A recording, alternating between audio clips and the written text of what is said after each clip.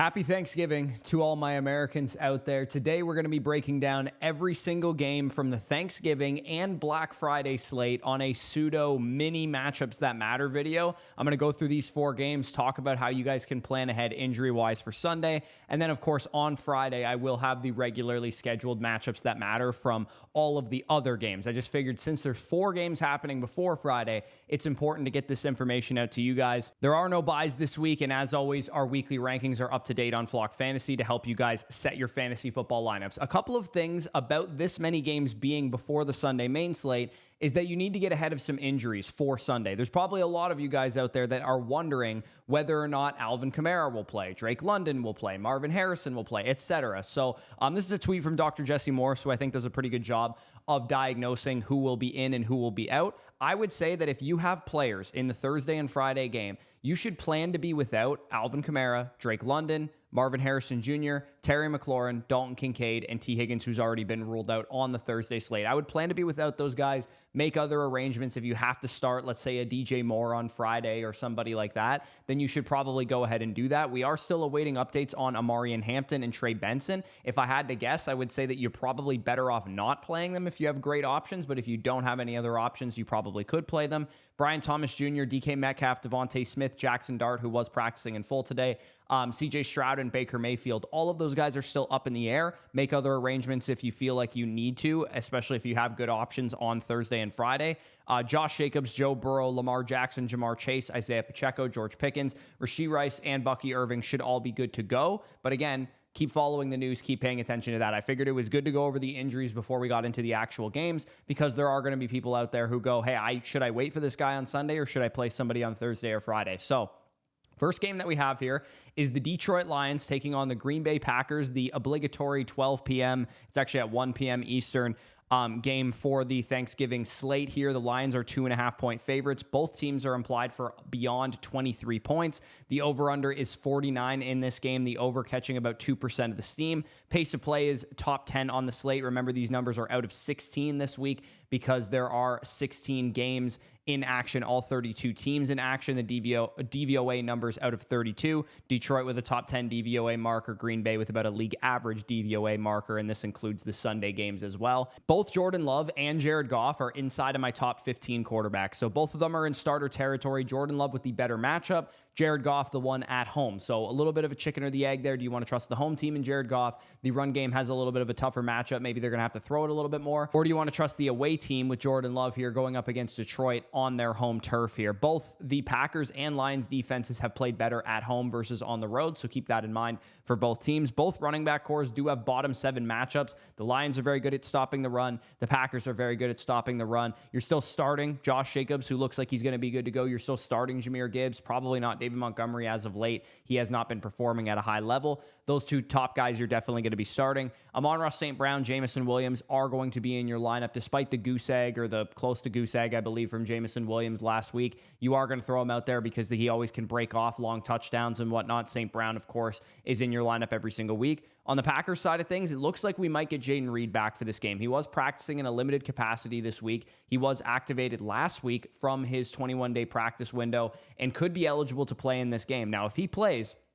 that could shake up the wide receiver rotation just a little bit, but keep in mind that Jayden Reed is a slot receiver, and he will be playing in the slot, probably unaffecting Christian Watson and Romeo Dobbs' roles because they are outside wide receivers. I bet the biggest effect would come at the expense of Dontavian Wicks and some of the other guys. Jayden Reed I wouldn't mess with coming off of a multi-week absence. He's been out since week 2's game against Washington, but Christian Watson and Romeo Dobbs are definitely decent flex options if you need them. Sit both tight ends in bottom 13 matchups. Of course, Laporta and Kraft are on IR out for the season, so you're not going to be starting Brock Wright or Luke Musgrave, and I do think you can stream both kickers. Now, because Underdog has Feast Week going on, we are going to be building out a 2-pick'em entry for each of the Thanksgiving games and a 6-pick'em entry overall if you guys want to do all 6 of these. And what we're going to do in today's video is do 2 stats of the game instead of just 1 stat of the game. First stat of the game here, we have the Lions dead last in air yards per pass attempt. They give up explosive pass plays a lot, and Christian Watson has posted high target shares the last couple of weeks, leading to a season-high 35% of the targets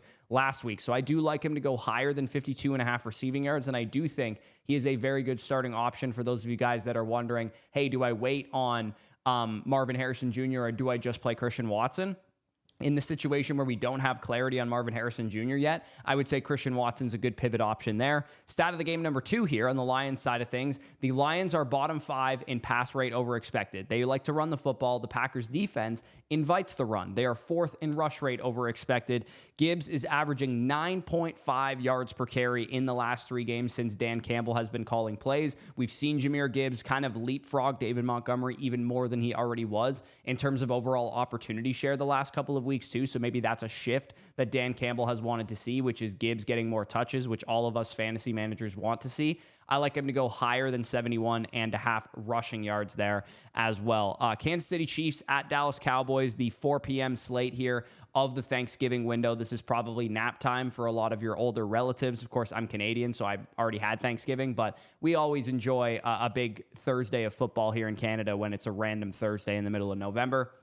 The Chiefs are 3.5-point road favorites here. Keep in mind, the Eagles last week were also 3.5-point road favorites against the Cowboys, who eventually ended up winning that game. Dallas has played a lot better at home than they've played on the road. Kansas City is implied for 28 points. Dallas implied for 24.5. The over-under of this game is the highest on the slate, 52.5 points. Now, I'm a little bit worried that that's not going to live up to the hype of that over-under, but the over is catching a little bit of the steam. The pace of play is the highest on the entire slate. Kansas City's DVOA advantage is the highest on the slate, but again, keep in mind that since the Quinnen Williams trade, since DeMarvion Overshown has come back, since Siobhan Revell's been in the secondary for the Dallas Cowboys, the last 2 games against the Eagles and against the Raiders, they've looked a lot better on defense than what they were previously, which was one of the worst defenses in the league, probably a bottom 3 defense in the league. So Pat Mahomes and the Chiefs are going to have a tougher matchup than it would indicate on paper because the Cowboys are playing better and they play better at home in general. Patrick Mahomes is going to be in your lineup. He has a really good matchup, but again, I'd maybe downgrade that more to like the 20th, 25th best matchup as opposed to 32nd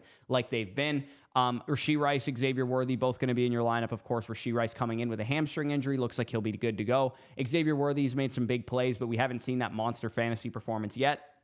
If you are looking at this backfield, the Kansas City Chiefs backfield, and you're wondering, what the heck do I do with it? Because Pacheco is going to be back for this game by all indications. Does that mean you should start him? Does that mean you should still play Kareem Hunt? Does that mean you should avoid both of them? I kind of lean towards avoiding both of them because the Cowboys have been better against the run as of late, and we don't know what the split will look like with Pacheco out there, with Hunt out there. They also signed Dameon Pierce off the scrap heap, who was cut by the Houston Texans last week too. I would say if you don't have to start a running back from this backfield, don't, but the projections are on the side of Kareem Hunt. If you did have to desperation flex one of them, you could go with him because he is the guy that could just punch in the touchdown, but Pacheco's the big play dude there. Javonte Williams, George Pickens, and CeeDee Lamb are all going to be in your lineup, although they do have all very difficult matchups. The best matchup on the field as far as Cowboys pass catchers are concerned and run game is concerned is actually Jake Ferguson, but not by a whole lot. The Cowboys are going to have a little bit of an uphill battle against a pretty good defense here. Travis Kelce is a absolute must start, and I'll get into that in a second because Noah Gray is out for this game, so that definitely upgrades his route participation, overall stranglehold of the tight end position. Stat of the game number 1 is about Travis Kelce. He's averaging 61 yards per game this season. Backup Noah Gray is out this week, and Kelce is averaging 75 yards per game the last month with 4 straight games over 80% of the routes. So I do think he'll be able to clear 57.5 receiving yards pretty easily, knowing that without Noah Gray out there, he's probably a lock to get 85, 90, even 90+% of the team's routes in a game environment, which has a 52.5 point over-under, and the sharps like the over. So moving into stat number 2 of the game, on the Cowboys side of things, Javonte Williams has gotten 18 or more carries in every home game for the Cowboys this season, except for one. That was against the Cardinals. 21 carries per game since the bye as well. Even last week, in a game script where they were getting 21 skunked in the second quarter, early on they were down big, he still had 22 carries in that game. It's a bad matchup, but 67.5 rushing yards feels very achievable for a guy just getting this much volume. And even though I've kind of talked shit about Javonte the last couple of weeks not being as good for fantasy, it has been mainly due to touchdown scoring, not yardage. He's actually hit this total in 3 straight games. So I do like Javonte Williams to hit that total given his workload. Moving into the night game, and I will go out on a limb and say this is easily the best Thanksgiving slate we've ever had. We have 2 winning teams in the midday game. We have 2 divisional winning teams in the early game. And this game, which may not have had a lot of juice a couple of weeks ago, has a lot of juice because Joe Burrow is coming back. And Joe Burrow and the Cincinnati Bengals are traveling to Baltimore, where they play the Ravens, who are 7-point home favorites here. The Ravens are implied for 29.25 points, which is wild considering A, that's the number one implied point total on the slate, and B, Lamar Jackson has heel, toe, hamstring, knee, like he's got every lower body injury in the book right now, and he's getting rested on practices because of that. So I don't know. Vegas still believes in the Ravens to put up a lot of points. So maybe we see Lamar Jackson bounce back. This is like as easy of a matchup as you can possibly get. The over-under is 51.5 points. The over catching a lot of the steam here with 2% of the sharp money going to the over.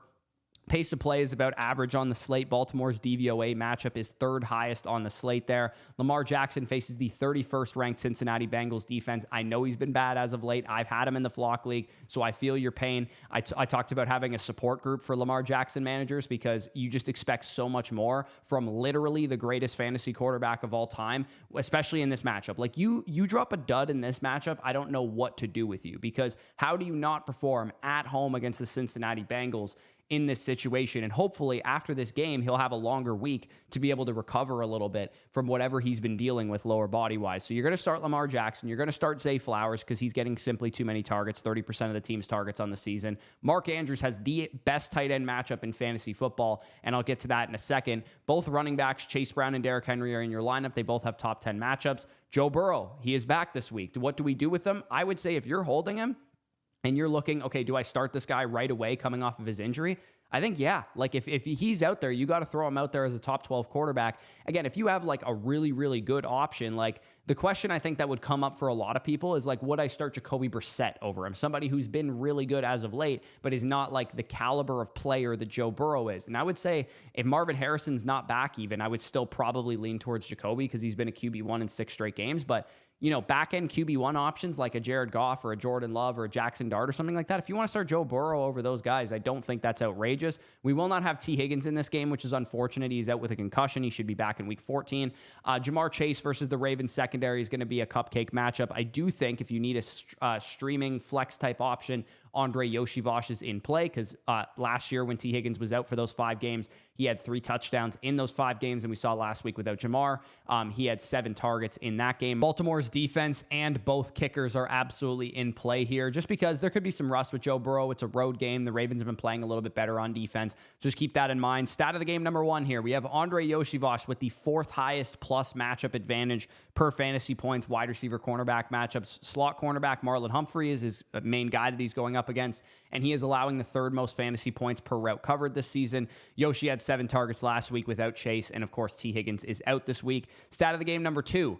I also like the starting tight end of any team going up against the Cincinnati Bengals is going to have a great day ahead of them because Hunter Henry, Darnell Washington, and Colston Loveland, the last 3 tight ends who are starters who have played against the Cincinnati Bengals, and I mean, Washington's in like a committee. He's not even a full-on starter. All of them posted season highs in yardage versus this defense. So I can't imagine Andrew's going to have 91 yards, which is his season high so far this season. But he can easily hit 37.5 receiving yards in this matchup and probably have a good chance to find the end zone. The way that I'm playing these entries, and I'll get to it a little bit later, is I'm doing 2 pick'ems at a time, and I'm just going to do each of those as a single entry, and then I'm going to put a lower amount of total cash down on the 6-pack all hitting. So if you guys do want to tail those, we'll be talking about that in a second. The Black Friday game too, of course, this will be on Amazon Prime. Eagles taking on the Bears. Again, another really good game. 2 8-3 teams here. The Philadelphia Eagles are 7-point home favorites, over under of 44.5. The game environment a little bit worse than some of these other ones, but the Eagles do have the 6th highest DVOA advantage on the slate. Jalen Hurts going to be in your lineup. Saquon Barkley going to be in your lineup. A.J. Brown, Devontae Smith, and Dallas Goedert all going to be in your lineup. Best matchup on the field is Saquon Barkley. This is a game where if you're Barkley, you need to get out to, break one of those long runs, get a little bit more efficient because he is like PFF's 60th highest graded running back on the season. His teammate Tank Bigsby is actually number 1. So we'll see what happens with this backfield. But I do think that Barkley needs a big game here. And of course, if you guys are making a push for a playoff spot or a bye week or whatever, I'm sure you guys need a big game out of him as well. On the Bears side of things, gets a little bit sketchy because it's a road game. They're 7-point underdogs. They're only implied for 18.75 points. If you don't want to start Caleb Williams, I don't think you have to. I have him as a top 15 quarterback this week because he does run. He is, playing a lot better as of late, but this is a tough pass rush, a tough defense on the road. Like I said, DeAndre Swift and Kyle Menengai really split snaps basically dead even. Monungai really outsnapped him for the first time all year. But I do think given this game script, I think that they'll be down, and I think they'll need to rely on Swift a little bit more. It's also a revenge game for DeAndre Swift. So if I had to start one of these guys, I would probably play Swift. I have him as like my RB 25, 26 this week, so he's not a must start, but you could probably throw him out there if you need to. Romo Dunze, I know he's been inconsistent, but given the target share and the big play upside, you probably got to throw him out there. DJ Moore, if you need a flex option, again, if you're looking at some of these dudes going, am I going to have Alvin Kamara? Like, for example, I'm in this exact position in the Flock League. I have Alvin Kamara, Marvin Harrison Jr., DJ Moore. One of them will be my last flex spot. However, DJ Moore is the healthy one of the three of them. Marvin Harrison, I don't know if he's going to be back, and Alvin Kamara, I don't know if he's going to be back, and I would assume he probably won't be. So I might have to play DJ Moore on Friday. Good thing is I get an extra day to decide that, knowing that if I have a healthy Marvin Harrison, I'm going to throw him out there, but I can throw DJ Moore out there in the meantime. Dallas Goedert, Colston Loveland, both very good starting tight ends. Loveland, first time all season, he's really taken a stranglehold of that starting tight end job in terms of snaps and routes. With a healthy Cole Kmet out there, he was clearly the starting tight end. Stat of the game here is I like a DeAndre Swift bounce back. 44.7% success rate for the Bears. That is top 5 in the NFL versus the 23rd ranked run defense in success rate. And it's a Swift revenge game. So if you guys do want to start DeAndre Swift, I don't think it's a bad option. Like I said, I'm going to be playing these as 2-packs. So I'm going to be going Watson and Gibbs. That's going to be one pick'em entry. Yoshi Vosh and Andrews. That's going to be another pick'em entry. Kelsey and Javonte. That's going to be another pick'em entry. And then I'm going to do $5 for all 6 of these to hit, because why not? Of course, make sure if you guys are Underdog Fantasy code users of FSE, you can get a Lamar Jackson gimme pick to add into these entries and be able to boost your overall pick'ems as well. And of course, with Feast Week going on, there's going to be supercharged entries on Thanksgiving. If you guys are watching this on Wednesday, you can also get a 50% NBA boost today. And keep checking your app too, because Underdog typically will drop stuff during the games. So if you guys are, eating Thanksgiving dinner, watching the games, there's a little bit of downtime between the 1 p.m. and the 4:30 p.m. or 4 p.m. game. You can probably check your app and see more promos there. So again, if you guys are new to Underdog, head on over there, use the promo code FSC when you sign up. You'll get that gimme pick. You'll also get $100 in bonus entries when you make your first $5 play.